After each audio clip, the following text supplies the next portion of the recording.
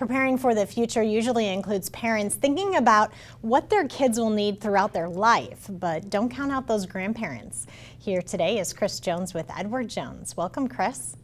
Thank you, Jody. Thanks for having me. Absolutely. So tell us how grandparents can be a big help to their children, these parents of these young adults.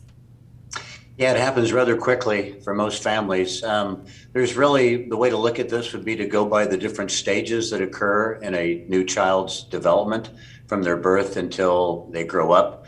The first phase would be, of course, right after birth. I guess the first thing grandparents could consider would be to establish what's called a 529 college savings plan. That would be used for education. I don't think it's ever too early to start planning for education costs, because with inflation rising, assumingly costs will go up greater. So that would be the first thing grandparents might want to consider.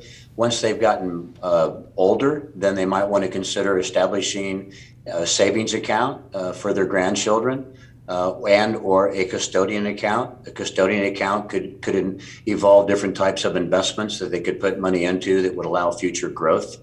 And then finally, once they get older, once they become young adults, ways to help them would be to try to help them perhaps come up with maybe a down payment to buy their first house or to help them towards that. And then another idea would be, if people can't financially help, would be to offer advice and guidance in terms of how to help the grandchild get started, ways to help them pick their investment plans, and just basically get them on the right track. It has to be almost uncomfortable sometimes for grandparents because you don't want to overstep your bounds by asking any questions, I'm sure, but you do want to offer your support, both financially and the wisdom that you've had for all these years. Do you have any advice on how grandparents can kind of sneak in this conversation and have it? It would probably be good to talk to the parents of the children first, to incorporate, as you said, not to infringe upon what the parents' plans might be.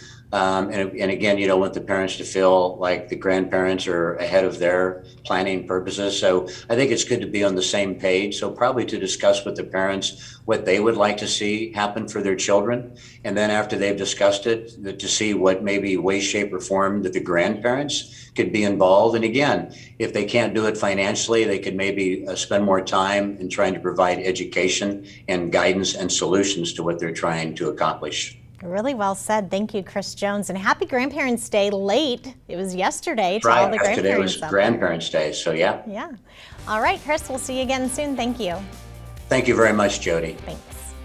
Okay, we're going to take a break and we'll be back.